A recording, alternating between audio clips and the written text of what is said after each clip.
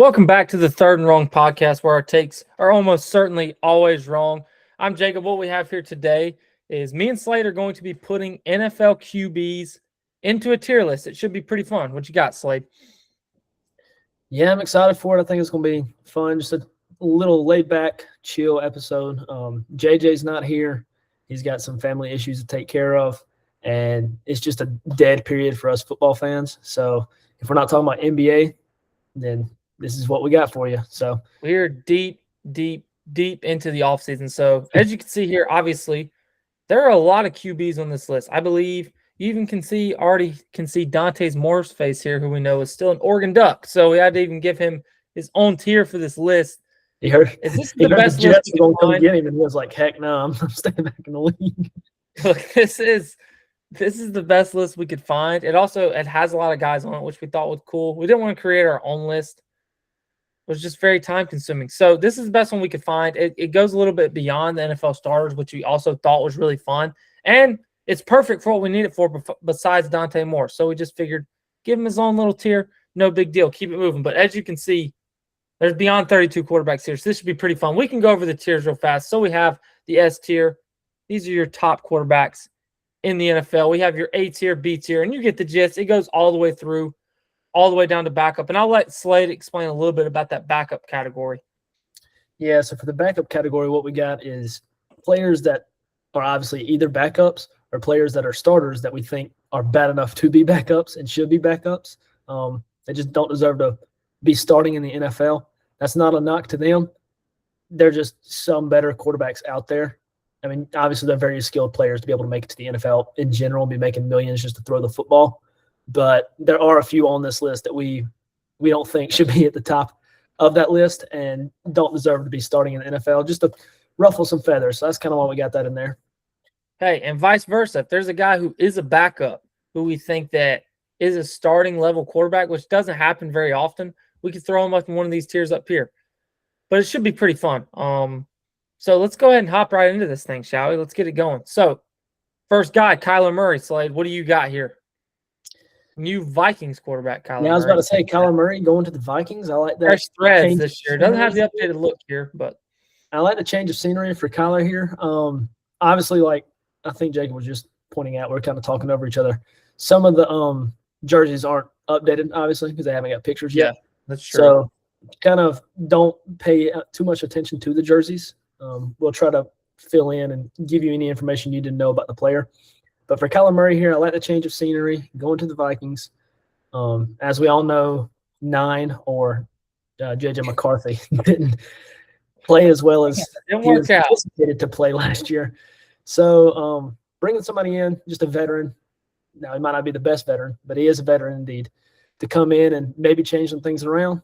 I like the idea, but I'm going to put him, I would say D, maybe C. I still think he's a very skilled quarterback, but he's just not a top tier quarterback in my mind. Probably a mid 20s to high, I guess low 20s, like 20 to 25 player.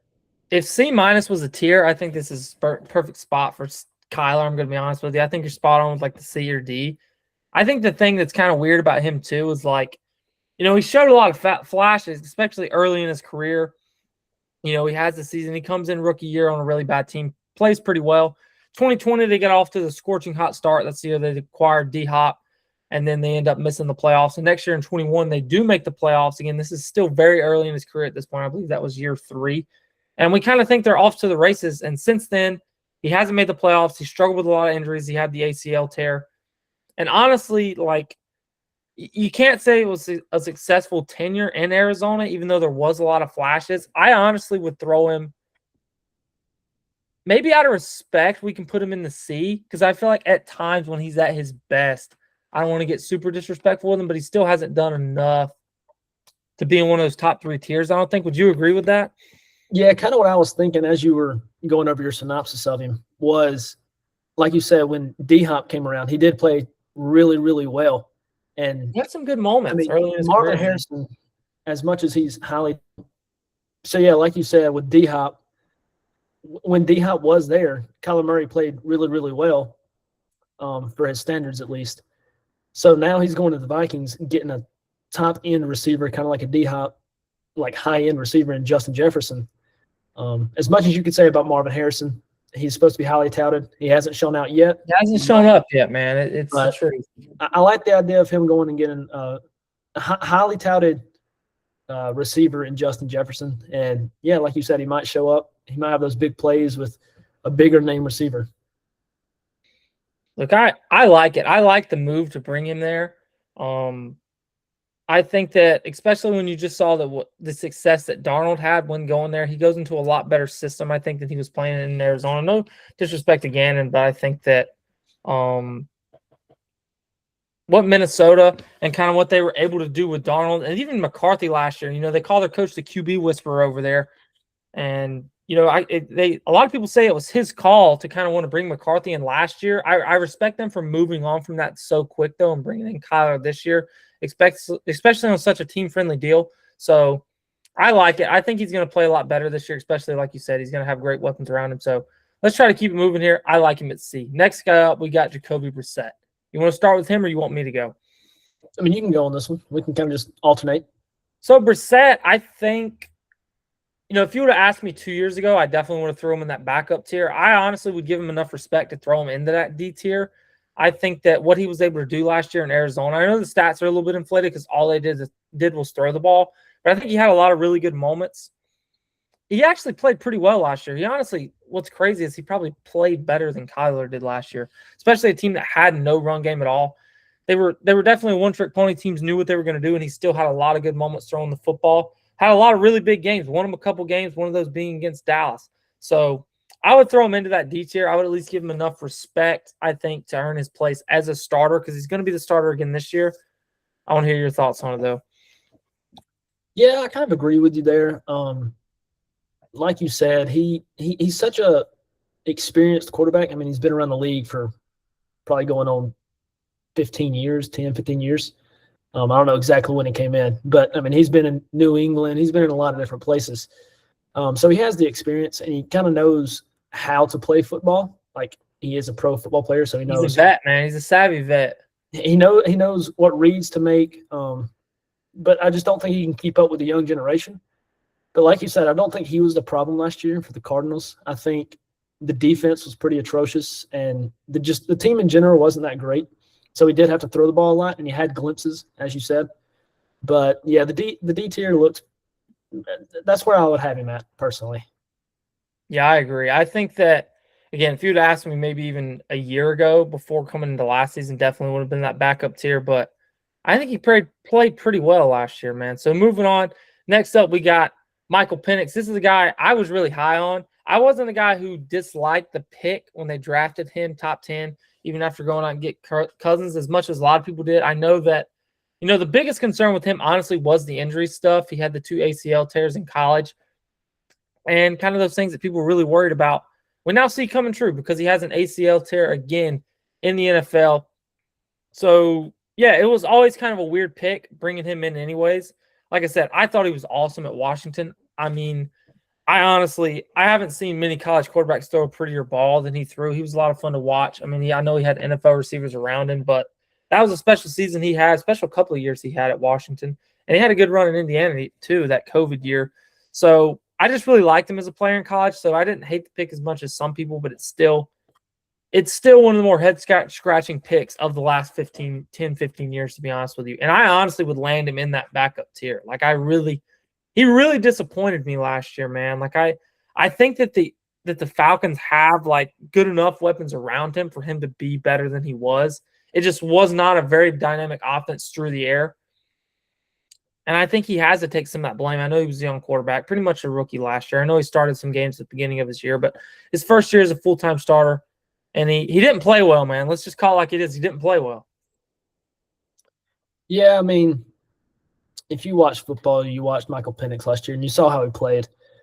Nothing unbelievable, nothing that would make you sit back and say, that's a great football player right there. But at the same time, I don't think he really did anything to turn me off of him. Sure, it wasn't horrible, but it wasn't. I had Drake London in fantasy football, and so there was a few weeks where he went off because of Michael Penix. But besides that, like you said, coming into the league, coming off of some big injuries, some key injuries, but then also a senior year. I guess was it a redshirt senior year? Yeah, man, I think he was like a 6th year. Like he was like a 5th or 6th year guy at Yeah, Washington. I know He was like 25 I know he when he played got a drafted. while in college, but coming off a great year at Washington, I mean, I think he got drafted in a great system. It just He didn't can work really out. spin it, man. He can really spin it.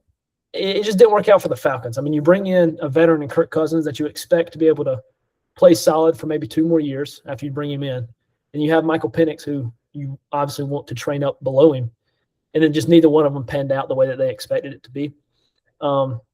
I would put him in probably D tier just because we haven't seen enough of him. I'm fine with that. I think he's had his moments, just like those first 2 players we've talked about. He's had his moments, but he also has had bad moments.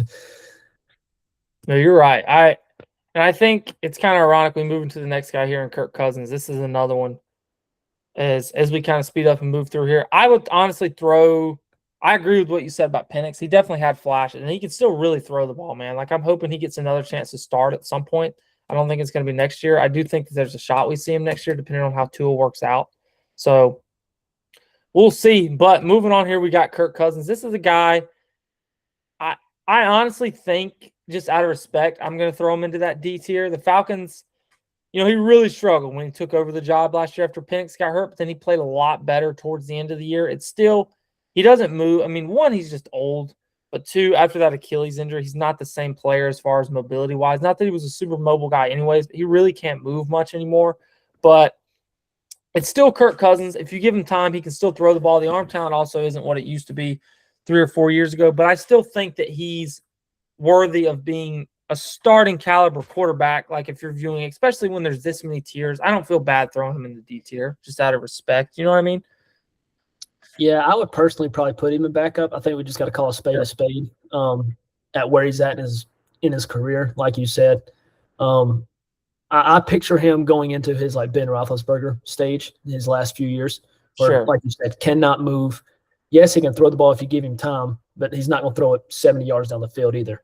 But I feel like he's a guy kind of like Roethlisberger. Like Roethlisberger was bad in his last year, but they went to the playoffs because, like, 1, the defense is why they went to the playoffs. But 2, when you're a guy that is, a Pro Bowl caliber quarterback like Cousins has been, until you get to the point where you're just shot. Like even Drew Brees had no arm at the end of his career, but still was a serviceable NFL quarterback just because, he knows how to play quarterback. So I'm fine putting him in backup. Like I said, I would put him in D, but I'm fine putting him in that backup. I mean, he's either D or backup for either one of us, so it don't really matter at the end of the day. I just think at this point in his career, he's a one-trick pony, and he ain't even doing that trick really well. So I would put him in backup. So I kind of like to hear your opinion on this next one. So we got Lamar. So for you, is this a slam dunk S tier guy, or are you willing to have a conversation about this? I know that you're not as big of a Lamar guy. Neither one of us are as big of a Lamar guys as some people. For me, I'd still think that I kind of throw him into that S tier, but I'd like to hear if you have some sort of argument on whether he's an A tier guy or not.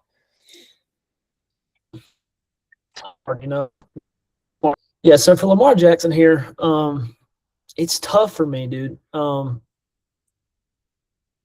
Before last year, he was easily an S tier quarterback, and I think he was for everybody. But after he played last year and got hurt a little bit, got bummed up a little bit, didn't play a few games. That's been for years, you know what I mean? Like besides the MVP, I feel like he doesn't get. I mean, maybe I'm wrong, but I feel like he doesn't take as much heat as some other guys do for not being able to stay on the field. Yeah.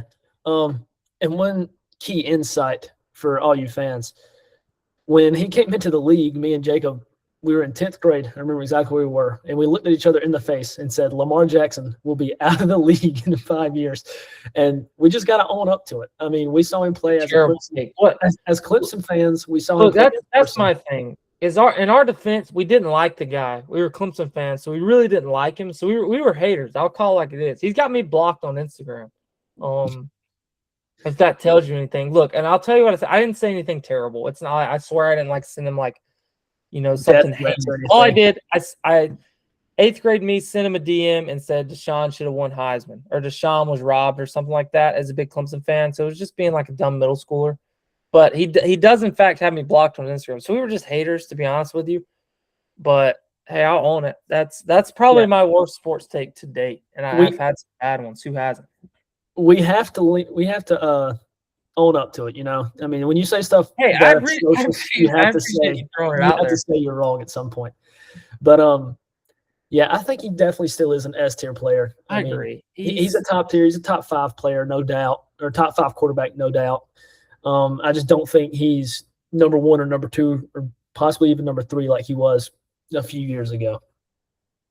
I agree. I still think out of respect, like he's still an S tier guy. Like he could pop off and win MVP next year. You know what I mean? Like if the Ravens, get off to a better start, not the year they're supposed to. I think this next guy may be the easiest one on the list. I think him and Mahomes are probably the easiest two. We really don't need to talk about him. Josh Allen, S tier. Yeah, I mean, if you know JJ, he's a Bills fan. He'd be talking about and glazing. Yeah, we should have put him in A just to troll. Yeah, we should just not say anything and put him in A. But I had like a 30-minute conversation on it. He's an S2 player. He's a game changer. He's a complete. I mean, he takes over half the games he's in, and I mean, he's special. So he is an S-tier player. He may be the best quarterback on the planet. I honestly am getting close to. I'm still Mahomes is the number 1 guy, until proven otherwise. But I'm honestly this close to being one of those guys. There's one thing that Allen is missing for him to be that number 1 guy, and I think we both know what it is. That's right. And it's so hard for me. I know it's a team sport, but it's like you got to win one of those games at some point. You know what I mean? Like it's not all on him. In fact, and when you got people like Mahomes and Brady who would just show up to win the games and win the Super Bowls. I mean, you just gotta say they're better. I mean, like we're not gonna just bag on him his play because he's had some really good playoff moments. His defense has let him down a lot, but still. All right, moving on. This one I think is really interesting. I know where I put him. I want to let you go first with Burrow. Joe Burrow. That's hard, man. Again, I think it's one of the harder ones on the list. As crazy as that sounds, some people might think it's slam dunk. And it's not like it's hard as if like, oh, he's between a B and a C. It's like. He's so good, but at the same time, like he hasn't done anything. He's kind of like, I mean, he's made it to a Super Bowl, but he's kind of like Josh Allen, except Josh Allen's a little bit better than him, in my opinion. It's hard because, like, he's so good. Like he almost won the MVP 2 years ago, but his defense was so bad that he didn't.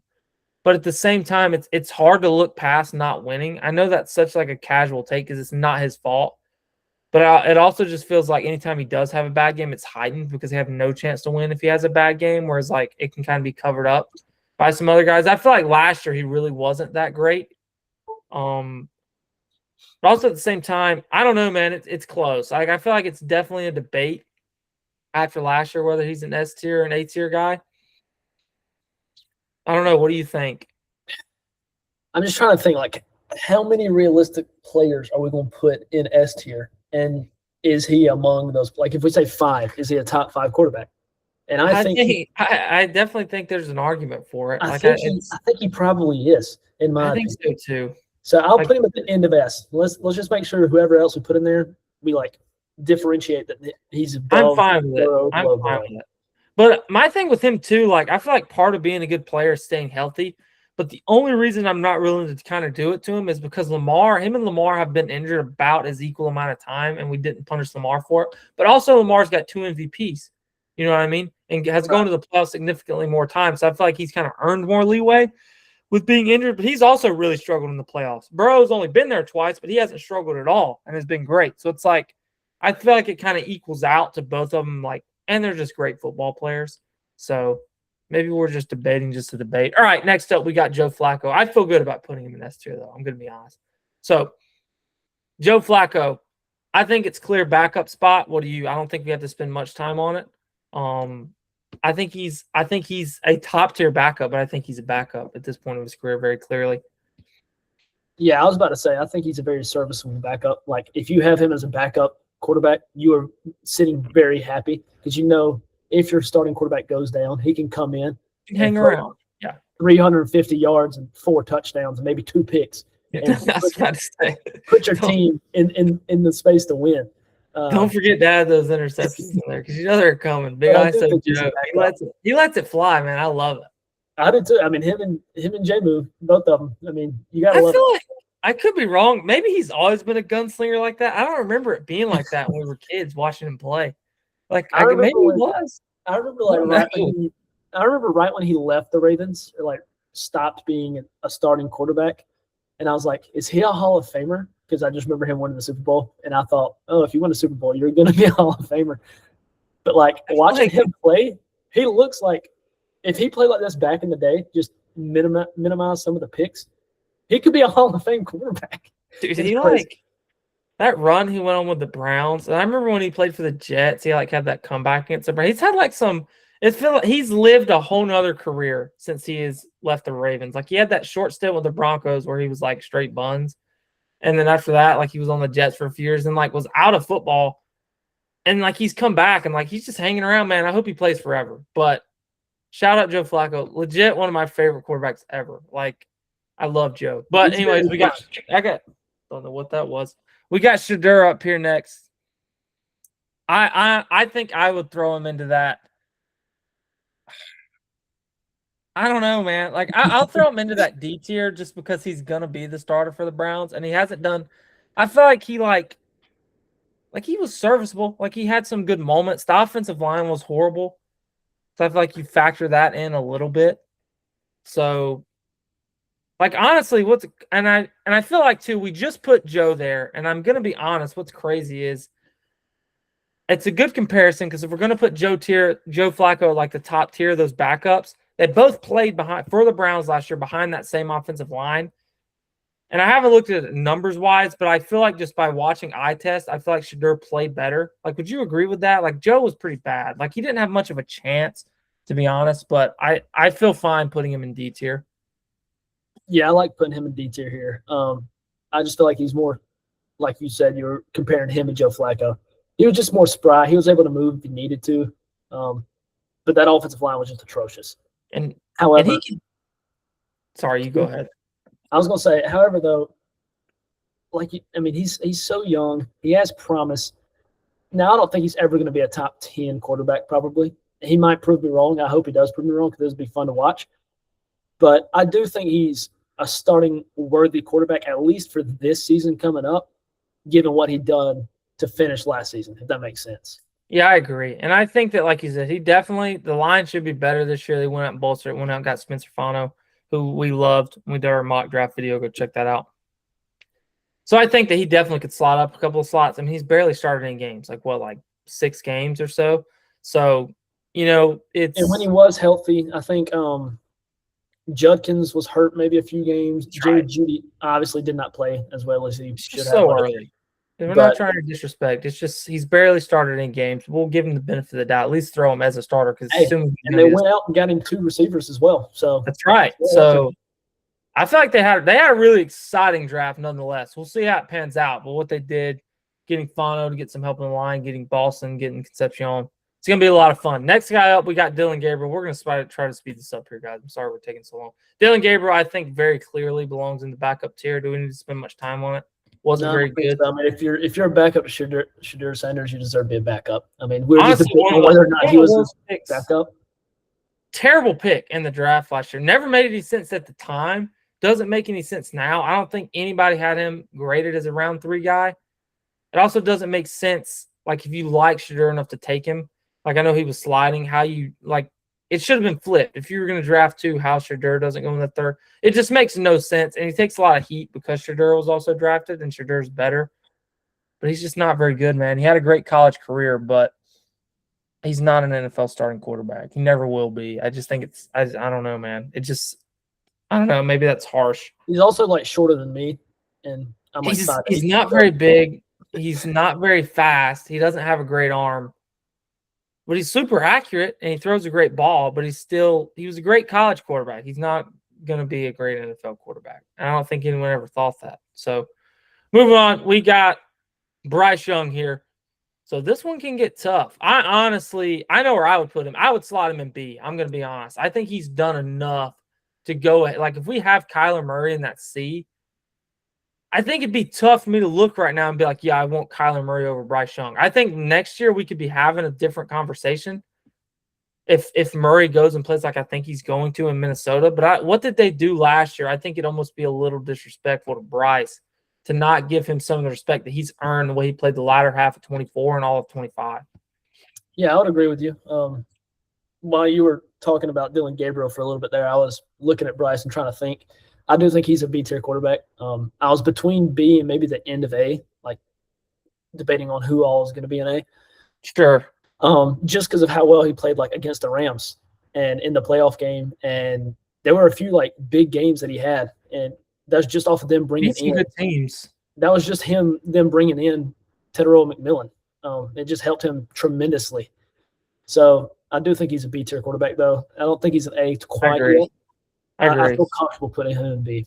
This is a guy who got benched for Andy Dalton 2 years ago, by the way. So super happy for him.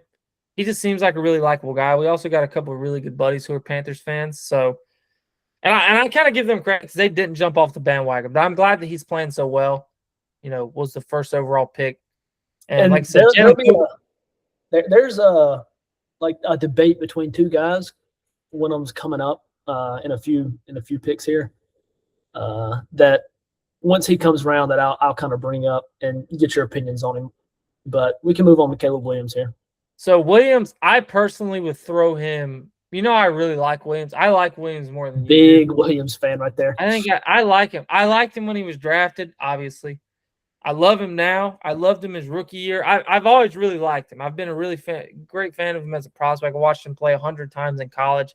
I think he's going to be if he's not already a star in the NFL, which I think he has risen to that level, I think he's going to be a superstar, one of the best quarterbacks of the next 10, 15 years. I would throw him in the A tier. I'm going to assume you probably would throw him in the B.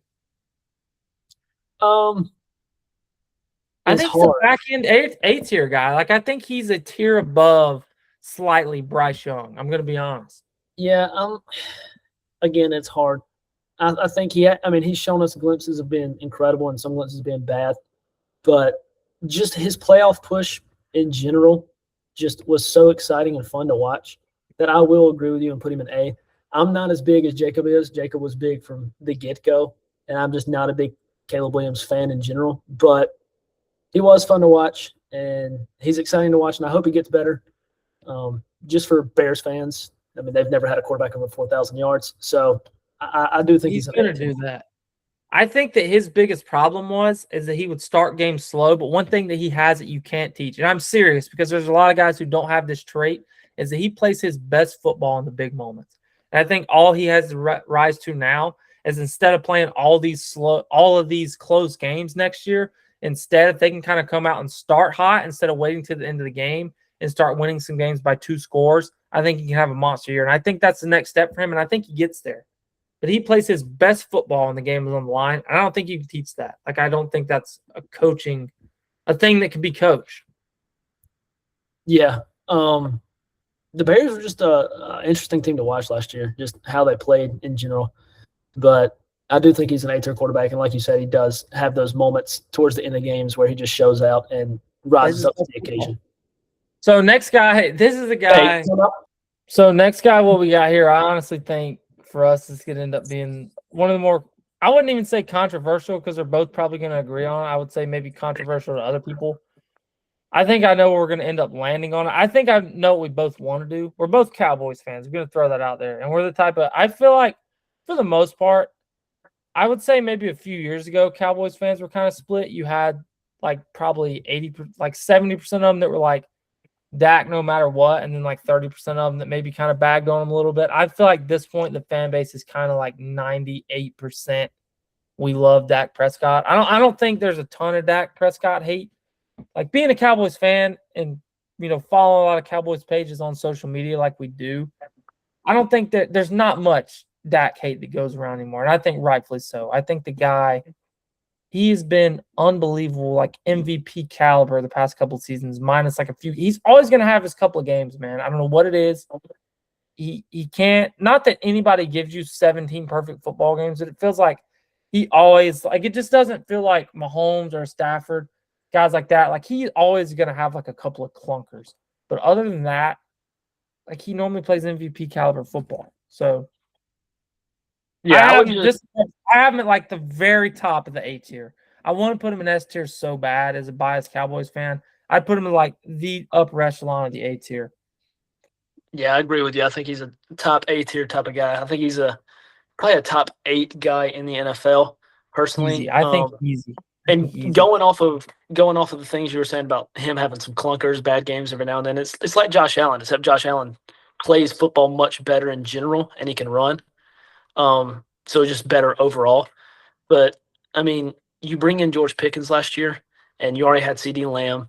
You had Jake Ferguson.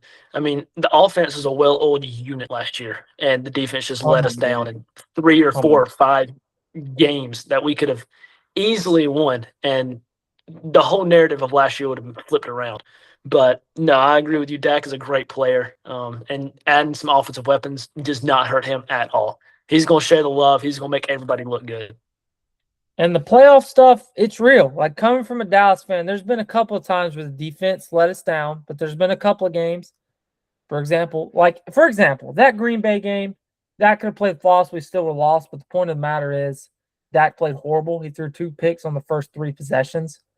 So, like, even when that game was in question, he played bad. And then the San Francisco game in the divisional the year before, I would almost go as Dak probably lost us that game. As bad as much as that sucks to say, the defense played outstanding, and that was a game that the defense did step up for him. And he played terrible in the playoffs. He's had some other really good playoff moments, some really good games, but he's had some bad ones. So I definitely do think there is some of that there. I don't think it's as bad as some people say, but it's definitely, he's had some bad ones there too when it matters most. It's a fact.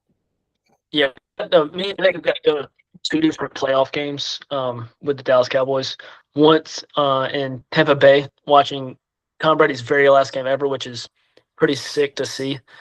And he played phenomenal. Dak played phenomenal in that game. Playoff game by far. He was unbelievable. And then we also went to the Packers game 2 years ago where it just wasn't close to start off with, and we had drove 14 hours, and it was just miserable. But, I mean, like you said, it is definitely there. He has his games. And then in the playoff, he just crumbles under pressure for the most part. And I hope he turns it around, especially this year. Because he's only getting older. He's like over 30. Right. He's like 30, 31. He's in his prime right now, but it's back end. You know what I mean? Like, he's not going to be this good for the next 5 years. Like, he's probably going to have 2, maybe 3, I would say around like 3, really good, like elite years. You never know. Like, Stafford's really old, and he's still as good as he's ever been. So you never know how he's going to age. It depends. All right, moving on. We got Bo Nix. I think I throw Bo Nix.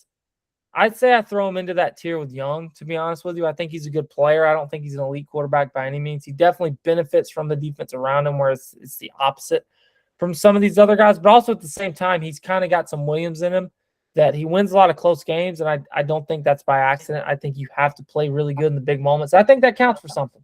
I mean, he got the first seed in the AFC last year, won a playoff game. Good chance he would have played for a Super Bowl, and if he doesn't get injured last year. But heck, he could have even won it. We don't know what would have happened. So I definitely think I'd throw him in that B tier pretty comfortably. Yeah, I agree with you. I would put him in that B tier. I do think I would put Young right over him personally, just because of the fact that I would have Nick right over Young. See, well, you got to think he just had that injury.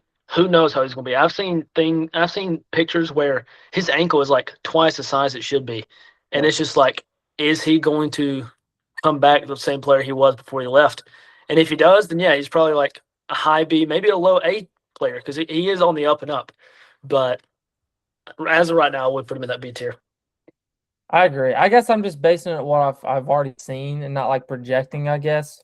But I see what you're saying. All right, Goff is the next guy here. Goff is a guy.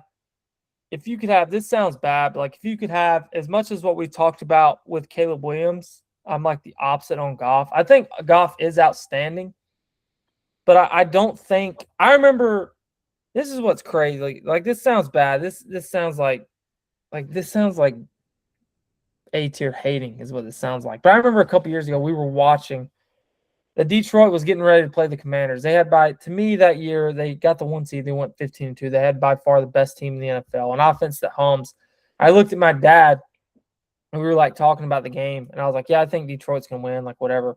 But I said, I don't think Detroit can win a Super Bowl. I was like, because of Goff. I was like, They won 15 games in the regular season. I think he's really, really good. He's good enough to control a really great offense, but I just don't think he's like that guy. I don't know. There's just like certain guys that he's a really great player. Like I think that I would put him in B. That sounds bad. Like I think that he definitely probably should go in like that back tier of A. Probably where he deserves to go. I'm lower on Goff, but what he's done is deserving of A tier. I just don't think he's like that dude. I think he plays on a really great team. You know what I mean? Like, is that bad? Is that crazy thing to say? Yeah, I'm going to disagree with you on that one. I've agreed with you for the most part on these picks so Yeah, far, but that's I would fine. say he's comfortably an A tier player. And I think a lot of other people would say it as well. And I'm not bashing you. I understand your logic. You just don't like the guy, and sometimes it's hard to get over bias, or unbiased or whatever it is. Yeah, I think Jared Goff's a great player. He's had his moments, just like all these guys. Everybody's had their moments. Everybody's played bad. Everybody's played great. Jared Goff, though, plays on a great team, and since he's been there, he's kind of proven that he deserves to be there. I mean, when he was at the Rams, he had that fabulous game against Patrick Mahomes and the Chiefs, and so he can show out. He's a great player. He's a great quarterback. I think personally, I'd put him below Dak. I just think Dak's a little bit more fun I to agree. watch, but I think he's a low A tier. I'd put Caleb Williams like right above Goff, I think. It's like weird because that I think about, he's definitely A tier. Like he doesn't belong in a tier with these guys. That's like disrespectful. He's had some great moments. Like he had the moment where like I think he didn't throw an incompletion, and he's had some really big games. But I'm telling you, like I think back on the end of that Rams tenure, and then you go from him to Matthew Stafford, and you just see the drastic difference. And I feel like now with Detroit too, I know he's the engine behind it, but I feel like that offense just hums. Like it's almost hard to mess it up with how much talent they have. Like I feel like, for example, like if you swapped Goff and like Burrow, like I feel like Detroit has won a Super Bowl if Burrow was their quarterback. You know what I mean? Like, is that crazy to Yeah, say something like that? Is that like just being hateful? no, but I also think Burrow's just definitely better than Goff, Because he's if that makes also, sense. don't get me wrong, he's had really great playoff moments. But also at the same time, like that Washington game, he was really bad. But the defense was terrible too. So it's not all him. The defense was also just injured to crap. Maybe I'm just being disrespectful. He's definitely A tier. I just don't think. I think that he's just a really beloved. I think that he maybe gets knocked up a rung because he's so loved by people, and he has a really like the run game helps him out so much. Like I'm going to be honest, their run game makes him such a better player. And that play action game is so lethal because they run the ball so well and it helps him out so much. But you can't knock him for going out and handling business. And also, he is really good. He's just not, I think, what some people make him out to be. Because people love, and I love him as a guy because his story of getting kind of ditched by LA and going to the worst franchise in NFL history and doing what he's done, he deserves tons of credit. So, A-list guy, A-tier guy. I'm just not as high on him as some people are, which I think is fine. But all right, moving on. We got Jordan Love here. I feel like this one can be a little bit interesting. I think Yeah, maybe if you asked can I a take over year on this ago, one? 2 years ago, yeah, go for it, please. So, like Jacob said, we hate the Packers. Always have, always will. I personally, I hate the Packers like with all my heart. But when there's this like aura around Jordan Love when he was starting to become a starter, like right when Aaron Rodgers left and he started phenomenal. And everybody was like, oh my gosh, the next coming of Aaron Rodgers, Tom Brady, whoever is here. And I just think, yes, he played great against the Cowboys in that playoff game. He's And living on that game, dude. He's living on that that's game. the I thing. swear. I swear it was just there was a few games where he just showed out, and then he's really done nothing else. And personally, I'm not scared to see him anymore. I do think the Packers would, I mean, always give us trouble, but I don't think it's because of Jordan Love. So personally, I would put him in B, probably high end to B. He's definitely better than Nix and Young. But I wouldn't fault you for putting him at the low A around Caleb Williams, Jared Goff No, type I gotta play. be. I Okay. think you hit the nail. I'm glad you had the guts to say it because I think we would take hate for it if this video does get any views. But I think look, here's what I would say about Love. I agree with what you said. I think one, it wasn't just that Dallas game. He was great down the stretch, which you did say. Like, he's living on those games. He was fantastic down the stretch. But another thing I'll say about that Dallas game, I don't want to be disrespectful and say that I could have made some of the throws because I couldn't have. That'd be getting crazy. Some of the busted coverages in that game were unbelievable. Some of the worst defense I've ever seen in my entire life. Like Tucker Kraft a couple times was so wide open. I was about to say. I genuinely think we could have came out of the stands and made the throw. It was horrible. I think there was one where it was Musgrave or whatever. Yeah, Musgrave. Down the right side for like 60-yard touchdown. And it was just like nobody was within 20, 30 yards of it. No one even close. And it happened like twice. And then I feel like that just kind of routed up his stats. And then he actually did go and play good against San Francisco the next week, but he also threw a pick to end the game. So there's that. And he hasn't been great the past couple of years. He's had really good rosters. Last year, the roster was absolutely loaded. He hasn't been able to stay on the field, which we've knocked some other guys for. I know it's not always your fault, but it is part of it. Like, you want a guy that can stay on the field. So I'm fine with him putting in that tier. I definitely think he's the upper echelon of it. I'm fine with it. I think he's played his way out of that A tier. I'll say it. Yeah, what really like moved him down for me, like definitively, was this past year when the Packers were so great to start the year, and they come and play Dallas. And I mean, our defense was horrible. I mean, we just had no hope, and we end up tying with them. We should have won. If you watch the game, we should have won a few different times, but we tie with the Packers, who were already hot. And I mean, yeah, I mean, if you can't beat the worst defense in the league, get offense. You're playing the worst defense in the league. That night, but again, it was just like if you can't come out and win, you end up tying.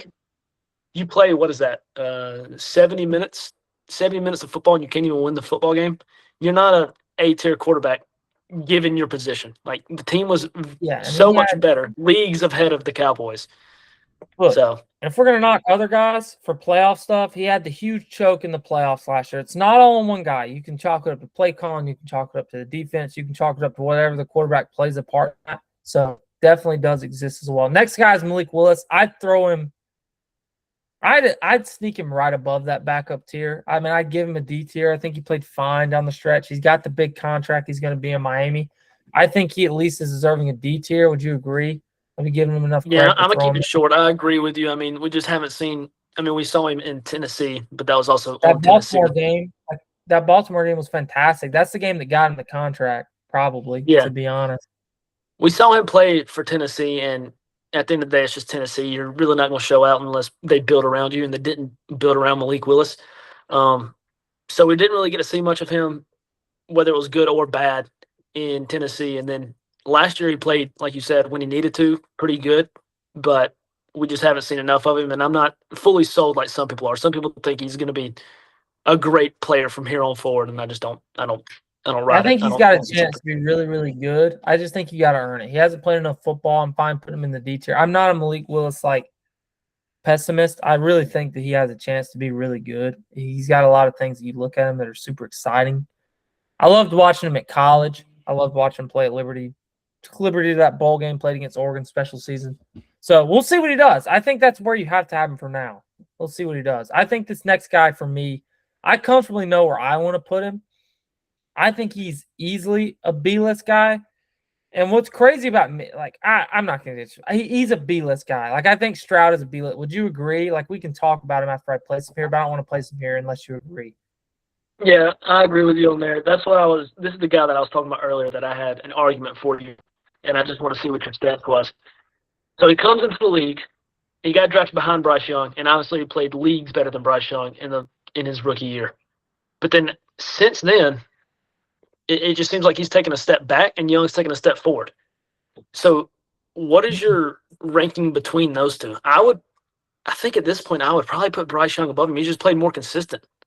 I would take Stroud. I give him the benefit of the doubt. I think playoff winning matters. And I think that he's won 3 playoff games. Which I know, last year was with the defense. They beat a bad Pittsburgh team. Last year, I do want to say this, though. what in the playoffs last year, that game he played against New England, I'm not joking when I say this. Like, I'm serious. Like, I want to look right at the camera because I remember texting you guys about this. It is the worst quarterback game I've ever seen played by an NFL quarterback in a playoff game. I can't remember a worse one. Like, I remember we're watching the game. One, he turned the ball over like 4 or 5 times. Like, I remember we were texting each other at halftime. I think we called, and we were like, should he get benched? Like, a legitimate question. Do you bring in Davis Mills? Like, it was that bad. Like, there would be, like, wide open guys. He's throwing it into the ground. It was generally the worst performance I've ever seen. That scares me a little bit for him because he already hasn't been great. I give him some benefit of the doubt because he's had a really banged-up receiver room the past couple of years. The offensive line isn't great. They don't have any sort of a running game last year. At least not a good one with Woody Marks and Nick Chubb leading the helm. So there definitely are some flaws in the Texans that I think gives him a little bit, but he's regressed back-to-back years now. Like, not only did he get worse from year 1 to year 2, and I think he's had better rosters. Like, I think that he elevated that team year 1, whereas I think last year you could almost make the argument he did the opposite. Like, is that crazy to say? No, I agree with you. There's a few players on this list, and one of them being C.J. Stroud, that, and it's just the way that football plays out. I mean, you're going to have players that get better over time and players that regress over time. And the way that C.J. Stroud started, I was willing to say the next, in like 2 or 3 years after that first rookie year, I would have thought he was going to be a top 8 quarterback, maybe top 6 quarterback with how he played. And then I would say he's like a top 15, top 16, top 17 type quarterback now. So I haven't lost hope. Like, I really hope he takes a step back up this year to where he needs to be and kind of turns into that guy we think he can be. I still have tons of faith in Stroud. I'm going to be honest. I haven't lost hope. But the playoffs were – because he played bad against Pittsburgh too, man. Like, it was bad. Like, that's what you remember. I know it's not all – but he wasn't like – he had some moments in the regular season, but he wasn't great there either. Let's be honest. Like I said, I know the run game's bad, and I know the offensive line's not great and all these things, but, like, it wasn't great when he was his rookie year either. You know, so it's like, I know the league can figure you out, but you're going into year 4. This is a big year for Stroud. I really think so. It's a big year. But I like him there. I think that's where he belongs. Yeah, I agree with you there on that one. It'll be interesting to see how he comes out this year starting. And like you said, hopefully he takes a step up. But, I mean, we're not throwing the ball for him. He wants to throw the ball for him. So, it'll be watching. Yeah, thank goodness for that we're not throwing the ball for him. But because if you think it couldn't get any worse, that'd be a start. He would be down in the not in league if I was throwing for him. He would be in the not in league tier if it was up for me. Anyways, moving on here, we got Danny Dimes. I think Danny Dimes, honestly, for me, you may think different. I think he may be one of the easier ones to rank on here. I think he has a perfect slot to slide into. I think he's a definition of a C-tier guy. I think he's clearly good enough to be an NFL starter. I don't think he's as good, even though he showed flashes of it. He had some really good games to start the year. I still think that Tyler Murray, I mean, they're basically like the same player. You know, they get drafted top 10, showed some flashes, played good enough to get a huge contract, and then their teams thought enough about him to get rid of him. You know what I mean? And I still think in the right situation, they can be good quarterbacks, but they're not good enough to elevate a bad team quarterback. I think they're the definition of a C-tier guy. Yep, I agree with you there. I was looking at that spot for a little while now, saying like, oh, that's a Danny Dimes type of play tier list right there. The C-tier, like Danny Dimes is C-tier. He's the definition of it. He's fun to watch, though. He's very fun to watch. He is fun to watch, man. He's a great athlete. He honestly is. I mean, he can fly, dude. It's unreal how fast he is. And then trip on nothing. Yeah, honestly, he moves so fast, his legs can't keep up. All right, next guy. Speaking of moving fast, Anthony Richardson, I think very clearly is the truest backup maybe on the list. Like, let's just keep it real here. Yeah, you said he was moving fast. And I think there's one place he's moving fast to, and it's the XFL or the UFL or whatever it's called these days. I just don't think he's got it, man. And it's sad to say because it was so fun and he was electric to watch in college, even like the few games he did play. But one thing I will say about him, it's not his fault he got picked 5th. Like, can we say that? Like, I feel like no, that's fair. The Colts should take way more heat for him being bad than he should. he wasn't good in college. He had a lot of things. He was really fun to watch, like you said, in college. Like, he was fun to watch. Don't get me wrong. Like, you go back and watch the highlights from that Utah game of him in college, you'd be convinced this dude is a 3-time All-Pro in his first 3 years.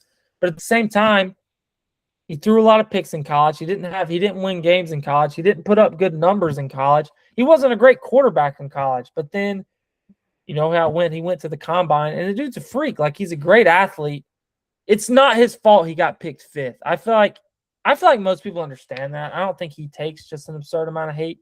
But I do want to throw that out there. The Colts are way more at blame for his situation. If he was a second-round pick, probably like he should have been, he takes no heat. Like, no one would even talk about it. Yeah, I think the Colts have like, I think it was Matt Ryan, Joe Flacco, and like Phillip Rivers in back-to-back years or something like that. And I think they were just in the position where they were like, we got to get somebody, you know? Man. Like, we're not going to have the top-end guys. We got to take somebody. And they were at the number 5 position. And they just took a flyer on Anthony Richardson, and it did not pan out. I'm not saying he can't work his way into being a starting quarterback, kind of like Malik Willis. I think you could definitely follow the Malik Willis journey. But as of right now, he hasn't backed up. Look, the thing that I also want to put some heat on the Colts for here, Anthony Richardson was the definition of a project quarterback. You called him a project quarterback.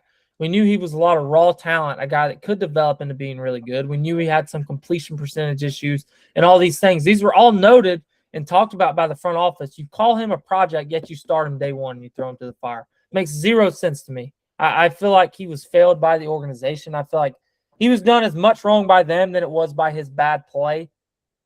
So I don't know, man. I think that he's not done. Like, I think that I still have some hope. I think Malik Willis is a really good comparison. I think he may even be more talented than Malik in some ways. So we'll see. I think maybe if he gets in a good situation one day, he can still have a shot. Yeah, I agree with you on 100% on Anthony Richardson. He's fun to watch, like you said. Raw talent's there. He just has to prove it, and we have yet to see it. So next guy, we got T-Law here. So what are we thinking? Is it A or B? I would still slot him into that upper echelon of B. I think that, you know, I thought he was awesome last year. I still don't think he's done enough to be an A-tier guy. I think those are some really good names he's up there with. I think if Williams is at the back end of that A-tier list, I still would slot T-Law right below Williams. Like, I think that T-Law may even go on to be better than Williams next year, may even go on to have a better career. I think Trevor Lawrence is still – we're Clemson fans, by the way.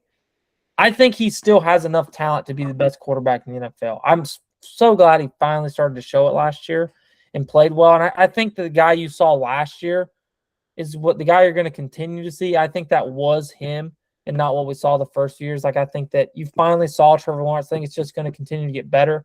But I still think he's like the top of that B tier. Yeah, I think he's just comfortable sitting in B. I don't think he has a chance to be in the A tier right now of what we've seen. There was some MVP chatter about T-Law last year, man. He just – I don't know. I guess, like you said, we're Clemson fans, so we do have some type of biasness in us. But we've seen him play for 3 or 4 years now, 5 years, and he just hasn't done anything except this past year. And I don't want to – just like if somebody has one bad season, we're not going to fault them that much. There's no reason for us, if he has one good season, to bump him to the moon, you know?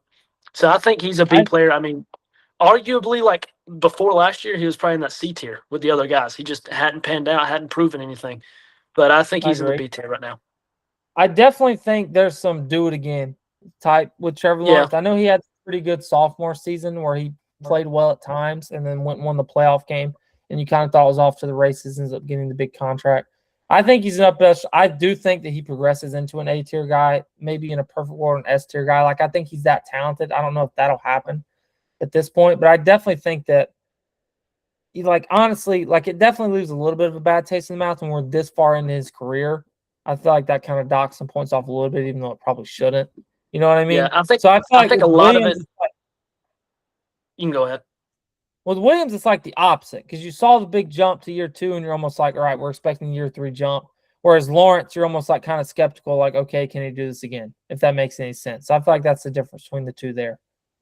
Yeah, I think a lot of Trevor Lawrence's, like him getting better, relies heavily on his receiving play.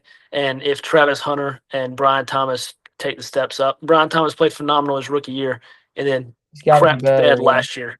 So if He's they got to be play better. the way that they should and the way that they were touted to, then I do think Trevor Lawrence could easily be in the A tier. But we'll see.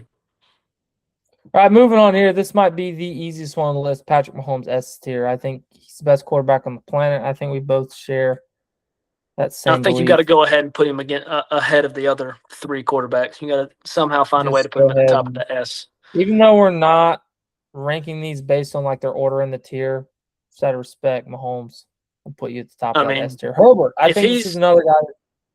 If he's Sorry, already go in ahead. arguments to possibly be in the GOAT debate, I mean, he's got to be just at the top of S tier, in my opinion. Now we'll see how he plays coming back after the injury, but Look, I will say, even though we're not putting these guys like in order in the tier, right? Like we're just throwing them into tiers. right. Okay, but just out of respect, we're throwing them. Yeah, I was saying he's up there with Tom Brady and Like Peyton Manning and people like that. You just got to put him at the top of S. He Yeah, is the number one. He will retire as one of the greatest quarterbacks ever. Like, there's no doubt about it. I mean, he already could have retired now and already be kind of considered like closely in a breath with some of those guys. He's unbelievable. Next guy, I have Herbert as an A tier guy. I think you could maybe argue B tier, but I still think that he's too good. Like, I'm on the bus now with some of the playoff. Like, he was terrible in that playoff game last year. I defended him a little bit after the last 2 years. He had the collapse against the Jags. He had the really bad game against the Texans, but it's like, it's two chances. Like, let's give him a shot. He was terrible again last year. So I definitely kind of agree with some of that. He honestly is another guy that frustrates me. Like, he definitely should be better than he is. Like, it feels like he hasn't jumped into that S tier like you want him to, but I still feel like he's so good. Like, he's comfortably in A. Do you agree? Yeah. He should be an S, though. Like, he's that talented. He should be an S. That's why it's frustrating. See, when you scroll back up, the way that I judge it is he is 100% more talented and better than those people in the B tier, but he has not had the accomplishments and the feats that the people in the S tier have. So I just think he falls into the A tier, if that makes sense. I agree. I think that, and yeah, he just doesn't deserve to be in the S by any stretch of the imagination. But my thing with him is like, he should be an S tier quarterback, if that makes any sense. Like, he is that good, but he's just not, and it frustrates me. And I still think he can I think it will all click, and he's going to have that season one day, especially, if the offense gets a little bit more explosive, maybe get a little more talent in that receiver room, and that offensive line gets better because it was horrible last year because it was decimated with injuries. I think that he'll be a lot better this year. I think he wins an MVP one day. I still feel that way about him because he's also still so young, is what we don't realize. All right, moving to the next one. This is another one that is super easy. It's an S tier guy. Like, how could it not be? I mean, he just won the MVP. Easy top 5 quarterback in the game. He's unbelievable. It's Matthew Stafford. Yeah, I was gonna say going into last year, I personally had him in that A tier going into last year, but then just because of how old he was, I just thought he's gonna agree. regress at some point, and he's just not gonna be like up to par as how he has played in the past. And then he almost takes a step up at like 40 or however old he is, and it's just like, well, what are we doing here? But it's fun to watch. So yeah, I got him in the S tier. He's definitely above those people in A. You win First MVP, ballot you got to be better. First ballot Hall of Famer, MVP, Super Bowl champion. He also had like the elbow stuff last offseason. You remember that? People were like, we don't even know if Stafford's going to play. And then like I he thought it wins was his MVP. back or something. It was something weird, right? Like, it was like he was injured Yeah. in the offseason. That was like a big Yeah. thing last year. People were That's why I genuinely was- like, Stafford may be like done. He's injured, and then he wins MVP. So like, it was legitimate concern. Moving on, Geno. This one's easy, right? Like, we're on board with this, where Geno goes. Yeah. As sad as it is to say, well, I don't know what you're thinking. I was going to put him in that backup tier probably. He played phenomenal that this first season in Seattle, and it was very fun to watch, very exciting to watch, and I was That's happy some good for him. moments. But That's some since good then, moments. he just fell off a cliff, and it's like they're stretching his career out, trying to be a starting quarterback, and he doesn't need to be there. He needs to be a backup on a contending team. I want to see Geno Smith with a trophy, you know? He's definitely not a starting quarterback. I know he's going to be used as a bridge type quarterback in New York next year. I definitely don't think he's starting level though, but I have so much respect for him. A guy who started as a rookie, did not have really any success in New York, ends up getting benched for years, and then not only becomes a starter, but becomes a good enough one to end up getting paid, makes the playoffs, gets a big payday, and then now he's back in New York, full circle where it all started. So huge respect to him for sticking around, not only just sticking around long enough and getting paid, but getting paid, like becoming a starter and like getting a big time contract. One of the better stories in the NFL, honestly, but yeah, he's not starting level anymore, I wouldn't say. Yeah, no, he definitely ain't. Like I said, it was fun to watch when he was in Seattle, and I was happy for him, but he's just not there anymore. I mean, he's old. You gotta just chalk it up to what it is. He's old, and he's not starting worthy.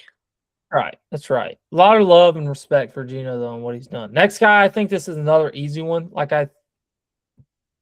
I think this is a guy that just slots perfectly into his tier. I'd like to hear what you think about him, but I feel like this tier's just been calling out to me the whole time for him. I think we're agreeing here on C. Oh, are you putting him in D? For sure. Oh, No, I was about to say he's what? a C guy. I was just climbing my way up. I was about to say, geez, you hate him. No, No, he's a Tua. C guy for sure. Tua. I mean, the story of what could be. I mean, with all the injuries and the scares, and then the allegations of him not being able to play in weather below 75 or something like that. Which he never beat, by the way. I don't know if he ever beat those Yeah, allegations.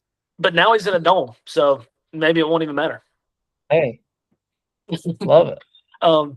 He is a good quarterback though.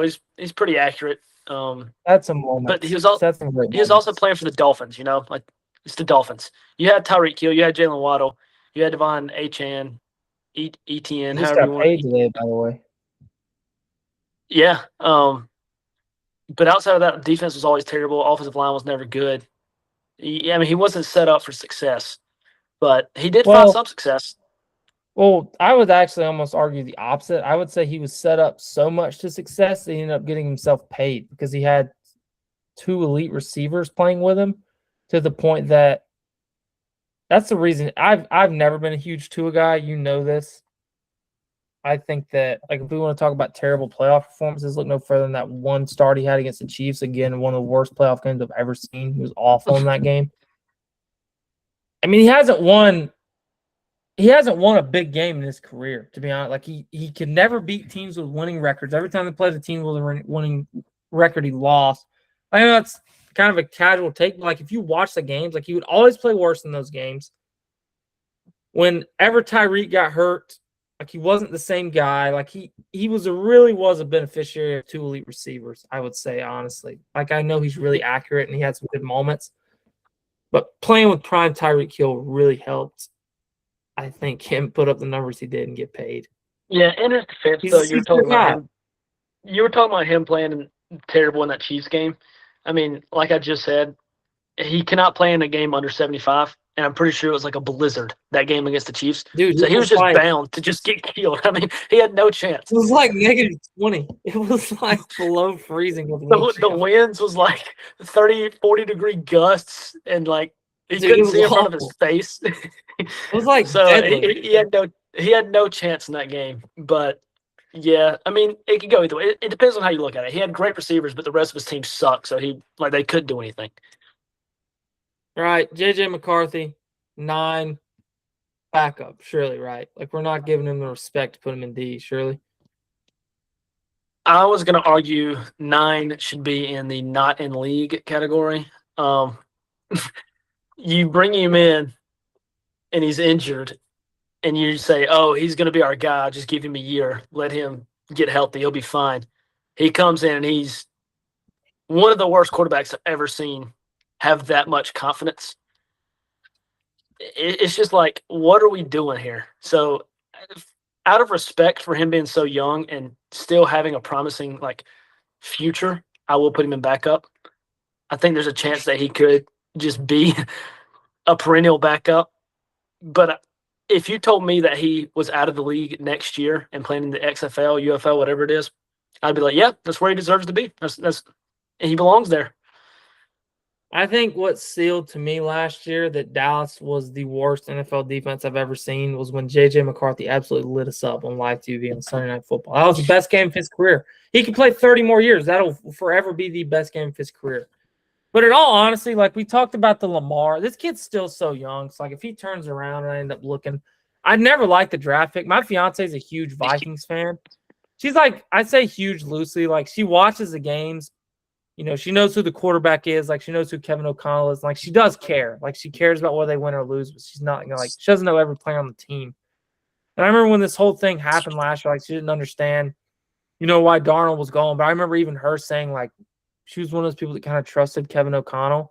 And I remember telling her, not that I knew this was just my opinion. Like, everything we do in here is opinion. Like, we're just fans. Like, we don't claim to know. We just do this for fun. We're just like, this podcast is supposed to be like if you and your friends were just talking about sports, debating like you're at a lunch table. And if I had the Lamar thing where we talked about how wrong we were, at least going into that season, was kind of an opposite prediction I had where I was right. I remember like talking to her about it and I was like, I think it's terrible. Like I remember them getting rid of Darnold. I was never on that bus. I've been wrong tons of times about sports. This is one of the few times I feel like where I wasn't. I didn't like the pick when they drafted him. I didn't like when O'Connell moved on to let him play next year after what Darnold. The fact that Darnold went 14-3, and then they moved on from him and went to McCarthy, which I thought was a terrible pick to begin with. I'm glad Darnold won the Super Bowl, man. I'm telling you, that it never made sense to me, man. I know Kevin O'Connell knows. You can't even describe how much more about football Kevin O'Connell knows than I do. And that's why I was so confused. Like, I know he sees him every day in practice. They obviously see something in him, but it never made sense to me. Yeah, what really stuck out to me was, in the national championship at Michigan, I think he threw the ball 11 times and had like 90-something yards. It's like, if you're not even doing anything in college, what makes me think that you're going to do anything against pro football players? And some of the best defenders in the world. Like, you have no chance. So, yeah, I got him. He slots him back up right now, but we come to this next year, he's going to be not in the league, in my opinion. He also has the thing where, like, he called himself 9, and he's also hasn't been able to stay healthy so far. It feels like everything that can go wrong has go wrong, so it's definitely only on the way up from here. He's already been benched, and it's year 3, basically year 2, because he missed year 1. So, yeah, it's rough. He broke camp as a starter, as a rookie. So they really loved him. And I know they love his athletic ability. I know they love how good he is as a leader. They say he's a great leader. Like, you can even see it on the field. You see some of these things, but I just don't think he's that dude. I don't know if he ever will be. Remains to be seen. Drake May, I think this is an A guy, right? Yeah, the short time we've seen him play, I think he deserves to be in the A tier. He played phenomenal last year. You cannot discredit a single thing he did last year. Being a second-year guy, he didn't play much his first year. Being a second-year guy, and I actually called his first year. One of our friends is a Patriots fan. I told him he was confused on why Jacoby Brissett was the starter to start the year. And I said, what they're going to do is they're going to have Jacoby Brissett go out. The team's not good. They're just going to lose a few games, and so everybody's rallying. Everybody's going to rally behind Drake May, and that's going to give him confidence. The fans know that nothing's going to happen during the season, so they just want to see somebody else out there, a new, young, promising guy, and he's going to have that confidence going into the next year, and it's going to serve him well. And that's exactly what happened. Great player. I hope he's going to take a step up this coming year as well. He was just an MVP candidate, MVP and hopefully he can win it next year. Played in the Super Bowl, so we'll see. I'm excited for him. He's got a promising career. I hope it's not one of those situations where he takes a step back. You know what I mean? Because hopefully it's not a CJ Stroud. It's really easy to look at this and be like, this is going to be one of the best quarterbacks in the NFL for the next 10 years. But I really do think that's the case. He's unbelievable. Next guy, we got Tyler Shuck. I honestly think there's a debate on this one, right? Like I think C is in play here. I'm gonna be honest, the way he played down the stretch. Maybe that could be a little bit projecting going into the year if we're doing some of that. I know earlier I said I was kind of rating on last year, but I feel like we're kind of doing some projecting. I don't know. What do you think? I mean, I think if you were between C and D, I think he's easily in C. If I was projecting, I would put him in B, but like you said, we're not doing that. We're just kind of basing off of next year with the slight, like if there's an injury or something, we might kind of project that into next year. But I think he's easily a C player. He played great with Chris Olave on a team that just wasn't that great all around. He's going to be fun to watch. I've got high hopes for Tyler Shuck. He shocked me. And look, he could come out and be terrible next year. He's as a prospect, I didn't like him at all. I thought they drafted him really high. He was unbelievable last year. He's one of those guys that played like 7 years of college football, is already like 25. He's not, he's sneaky athletic. Like he's not some great athlete. So that's not something he really had going for him. But I feel like he proved last year, like he's elusive enough. So shout out to him for that.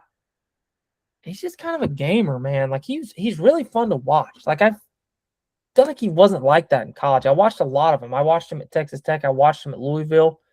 I even watched him at Oregon. Like don't remember him being like that, but he was fantastic last year. So shout out Tyler Shuck. He's got a fan of me, I'm gonna be honest. I'm pulling for him.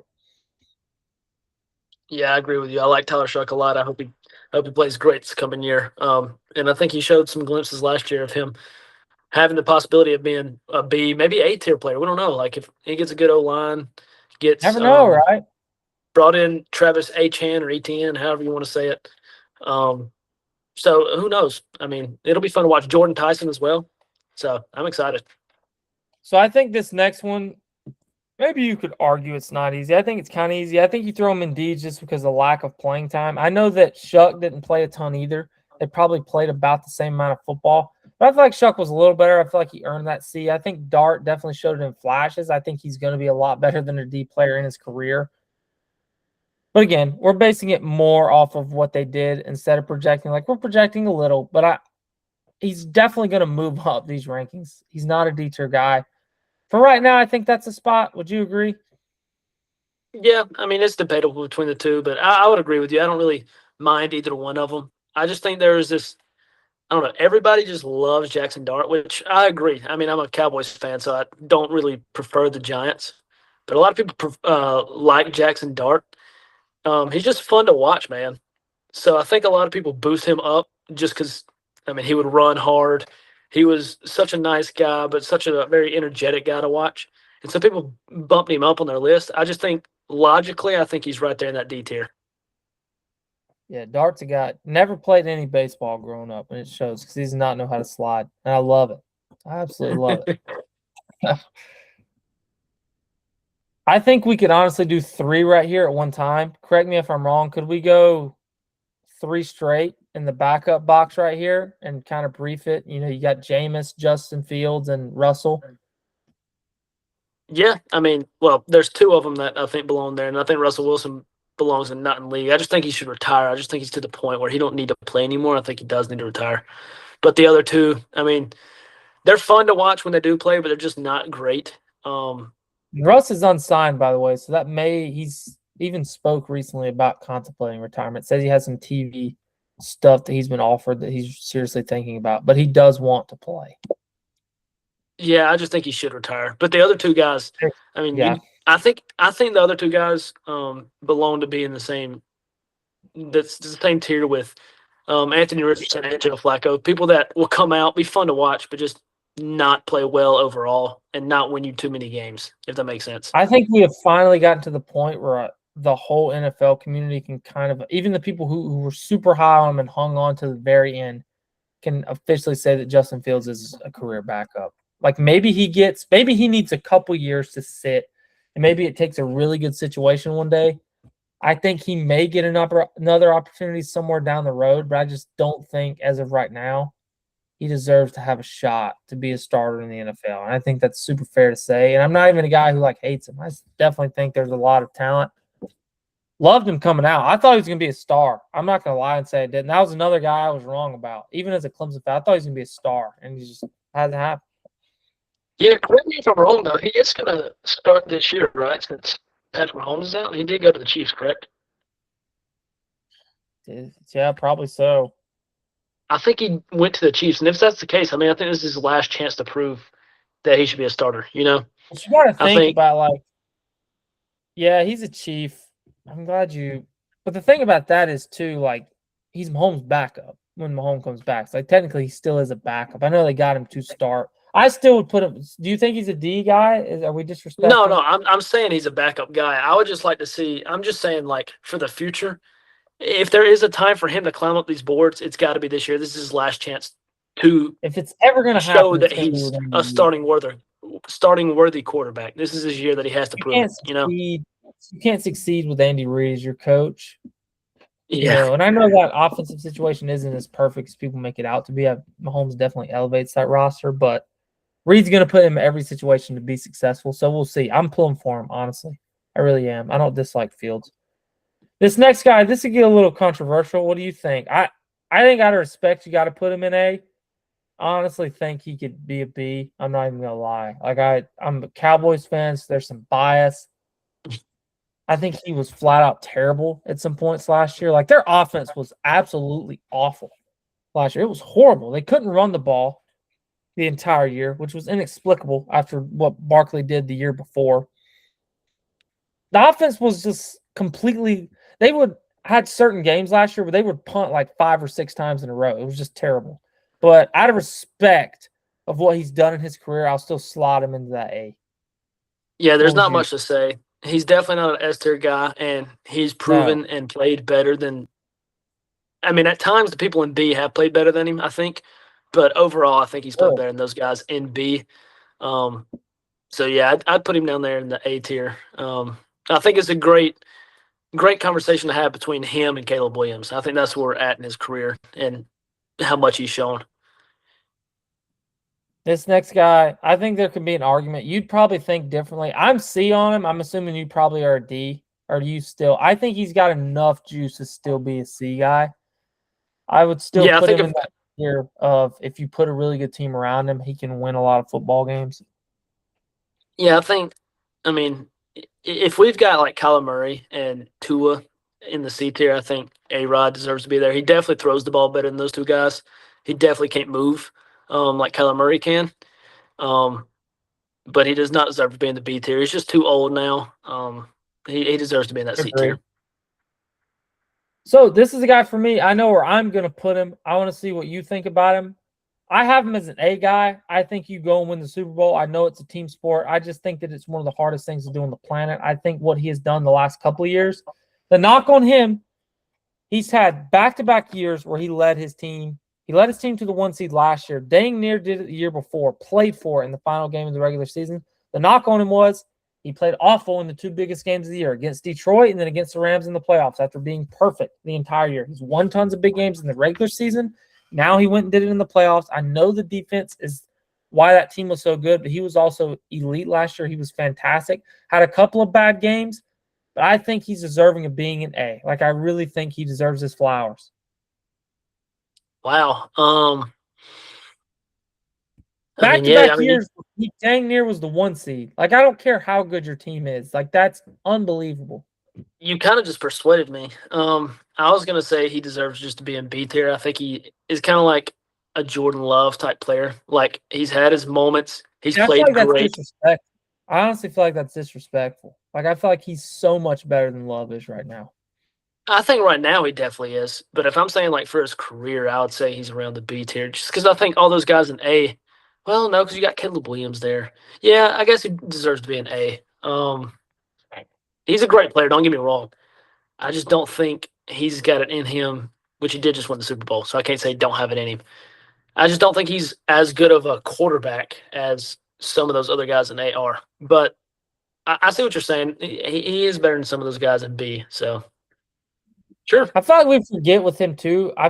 I think because of what happened early in his career, we think about him as this guy that is an overperformer and not as this guy that is an elite talent.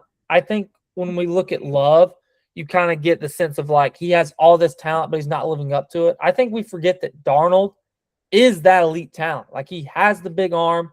He's a pretty good athlete. He's big. He's a big, like, he is that elite talent. I think that he's just finally showing it. There's not 10 guys in the NFL that I would take over him right now. No way. I think he deserves all the respect in the world. Okay. Sure. I mean, I'm not going to argue with you. I think he's in between the A and B tier for me, and I'm not going to argue with you. I don't care as much about Sam Darnold, but he's definitely great. So here's guys. I will give you two at a time. Correct me if I'm wrong. I would throw both of these guys in B. I honestly think that Purdy would maybe even have a little more of a slight argument to be an A than Baker. I'm not a huge Purdy guy. I know 49ers fans would probably be upset because he was fantastic at times last year. Won a playoff game. I honestly think maybe he could be an A. I think Baker's pretty comfortably a B. He has his moments of being elite. What do you think? yeah, I think they both deserve to be in B, personally. I mean, I hate the 49ers, so I don't necessarily love Purdy. I'll even put Purdy here so it looks better. I was going to say, though, I do think he is on the verge of being the A tier, like you stated. He can definitely go out there and win you some games, but if we're going to take into account his injury history a little bit, like, obviously that ain't going to skew it too much, but he was hurt a good bit of last year and I think a little bit of the year before as well. But yeah, I like him at the top of B, and I like Baker would probably be in the middle of B. I think he's better than a few of those players, but he's definitely not an A tier player either. Honestly, for me, if you've got to draw the line somewhere, I think Purdy's the line. When I look at that list above him, I think besides Caleb Williams, I'd almost say pretty comfortably every other guy. I would say I want that guy over Brock Purdy. Would you agree? So I feel fine about it. I think that he's the line. If you're going to go from A to B, I'm fine with him being the line. Yeah, see, I have him and Donald in the same breath, but outside of that, yeah, I agree with you. It's definitely like it's same breath-ish. Like, I'm not being disrespectful to Purdy. I swear I'm not. He was fantastic at times last year. Played some dang near perfect games. Like, the one that sticks out to me is that game he played against Chicago on Sunday Night Football. Just unbelievable. Their offense hummed at times and really slowed down in the last couple games of the year, though. Seattle really shut him down in that game. And then Seattle really shut him down again in the playoffs. So I think that kind of leaves a bad taste in my mouth for an offense that was just humming. And then when they played the best team, could not even move the football. So, and he had some turnovers too. So I'm drawing the line there. I feel fine about it. Yeah, I feel good about it. I mean, I'm not really bad about it. Mac Jones for me. So next guy up, is Mac Jones a backup or a D guy to you? For me personally, he's a D guy. See, I was going to say even a C player. I think he's definitely in the same breath as Kyler Murray and Tua. Really? Yeah, I mean, the few games he played last year, he played like phenomenal. In my opinion, like, obviously he had his moments. He is not like a top end starting quarterback, but I do think he deserves to be starting somewhere. And if people like Tua and Kyler Murray are going to have the chance to start, I think not Brock Purdy. I think Mac Jones deserves to be starting as well. See, I think the opposite about Mac Jones. I think that almost Mac Jones having so much success in San Francisco last year even furthers my argument that Brock Purdy is B tier. I think it's a beneficiary of Kyle Shanahan and really good players around him. Because I really don't think Mac is very good at all. I think that he did have some success last year. I think even being D is generous. I still think he's a backup. Like, I think there's a reason he's probably not starting for someone next year. You know what I mean? That's fair. I was impressed by how he played last year, and that's the only reason He played great. He had some really good moments. I think it was more Shanahan, but Shanahan and the other guys around him, they don't throw the ball for him. He still had to go out there. Like, he beat LA on Thursday Night Football. Some really great moments. Kept their season afloat while Purdy was out. So big shout out to Mac Jones. That's why I got him in a starting tier. I think that's showing him some respect there. Next guy, Cam Ward. Definitely a starting caliber quarterback. Another guy hit his stride a little bit at the end of the year. Definitely struggled a ton last year, especially for number 1 overall pick, but it was a really, really bad roster. A guy that I still think has no chance to end up being a D-tier quarterback. He's going to be much better than that, but for right now, I think that's where he goes. I would have to see. I mean, I don't think Tyler Chuck played any better than him.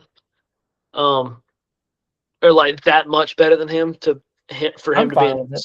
such a worse category. I'm fine with But it. like you said, I I mean, he agree.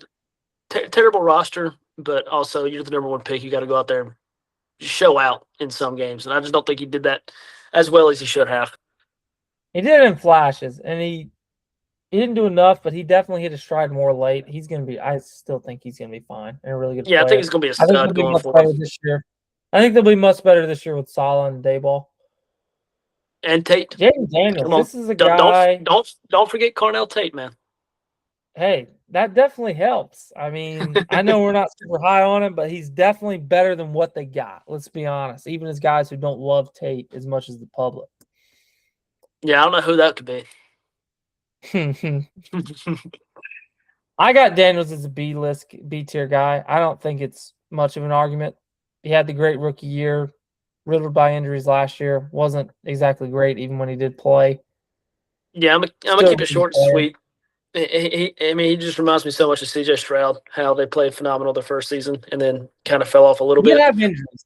He has been injured. Yeah, obviously the injuries did affect him more. He didn't just play terrible. He didn't play great.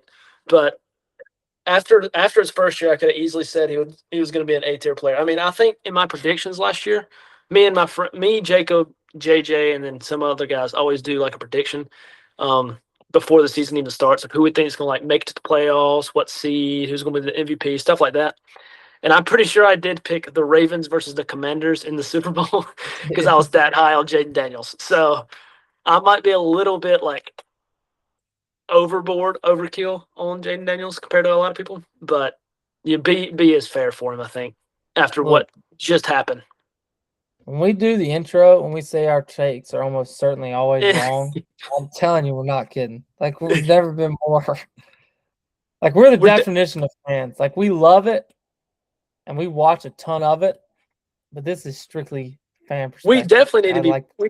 We're definitely going to make that a episode this year, right? No, like our predictions. No, we got to make that an episode, right? That'd be really fun to do on air. So look forward to that one. Maybe like late July, early August, maybe. I'd say. Yeah, that'd be really fun. We should do that.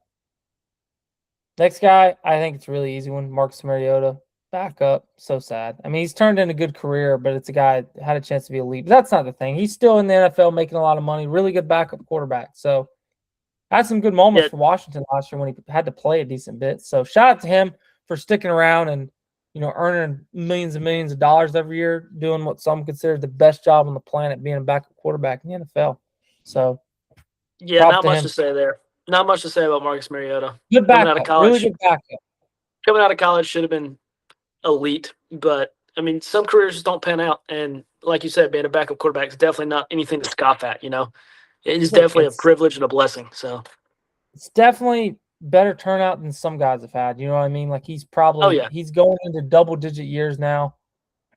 He's turned in a career. It's not a great one, maybe the career he wanted, but he's turned in a nice career depending on how you look at it. Anyways, moving on, Fernando. But we'll go Ty Simpson first. I think you definitely throw Ty Simpson in the backup tier, right? Where else are you going to put him?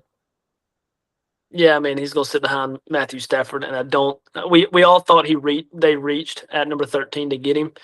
And if that's the case, then hopefully he does pan out. But, I mean, we're not going to see him this year, so there's no reason to put him anywhere else, I thought they reached too, and I love the guy. Like, y'all know I loved him. I thought he was going to go 15 to the Jets. But I'm not disrespecting Ty Simpson at all. My thing with him isn't even as much the pick he went with, just the situation. I think that I know it's worked out in the past for teams, like you've seen it work with Love. You saw Atlanta try to do it. Most times it doesn't work out. I'm just telling you. If you go back and look at all the situations, it seems like the Packers are the only team that's ever been able to do that with any sort of success. All right, moving on, Mendoza. Got to be D, right? He's going to be a starting quarterback. I'm really high on him. I'm way higher on him than Slade and JJR. I think he's going to be an elite quarterback, like elite. Maybe even I have MVP dreams about Mendoza. I love him that much. But right now, you got to put him D. Never seen him play a game. See, I would venture to just say he deserves to be in the C tier, personally. Just because, I mean, if you're the number one overall pick, you're supposed to be at least like a top 20 guy. And those other guys in that same echelon, the C tier, are top 20 guys, are right around the top 20. So I would put him in the C tier, not the D tier, personally. That's fine. I don't know if it really matters. for me, yeah, it doesn't. One, it doesn't matter because we've never seen him play. But two, I guess my thought process is like you put him in D with guys because these guys have suited up and been starters in the NFL already. It's like out of respect for them, but it's not that deep. I'm fine with it. But at the same time, none of those guys came into the league number one overall, and supposed to be turning an entire franchise around. That makes sense. That's right. But I do want to put this out there. I do, as much as I love Mendoza, I expect him to struggle next year because I think his team is going to be horrible. Like, I think the Raiders are going to be, like, so bad. And that offensive line is going to be so bad, and they're not going to have any run game. I fully expect him to struggle next year, but then go on to have a great career. And I think he'll be better for it. You the see Raiders guys are a take dumpster. long. It's a dumpster fire. It's going to take a few years yeah. to really get going. You got Genty. You got some guys to build around. You got Brock Bowers. So there's those pieces on the offense that are really good. We just got to get him some weapons outside and a better defense and an offensive line. Right. So really everywhere else besides those they three went players. out. They did some nice things in free agency. They went out and got Linderbaum. They went out and did, some other. Or did they get Linderbaum? Is that where he's at? Yeah, they did. They did. So they went out and got Linderbaum. They did some nice things in free agency to kind of try to help him out. Had an aggressive free agency. So we'll see. But anyways, that's the list. That was a lot of quarterbacks. This is our opinion. Again, this is coming strictly fan perspective. If you and your buddies were just watching football, this is a conversation we would have on our couch, ranking these quarterbacks. Tell us down below. If you don't agree with it, please tell us down below. We'd love to hear what everyone else thinks about it. We had a lot of fun doing it. Anything else you got to say? Yeah, it was really fun. Like you said, this was kind of just us talking our opinions on stuff. Obviously, this isn't like fact and not everybody's going to agree with us. This is just literally what we would be doing, sitting down like 3 weeks before the season starts, just talking about like, oh, I think this guy's better than this guy, and so-and-so's a top 10 player, so-and-so's a bottom 5 player. And it would definitely have gone longer than this, so we saved y'all a little bit on that one. We get carried away in some of our conversations. I know we got carried away in this video, but this is just a laid-back video. I wanted y'all to just listen to us and hear what we had to say about some of the players, and we're excited to see these players play. I mean, football's so fun to watch, and yeah, it's just going to be a great year. I got high hopes for a lot of these guys. Some guys, obviously, I think are going to be out of the league, so I don't have as high of hopes. But yeah, let us know what y'all think in the comments below. So anyways, this is the Third and Wrong podcast. Thank you guys so much. For those of you who did listen along and watch the video, again, tell us down below what you think, and we will see you guys next time, whenever that may be, hopefully soon.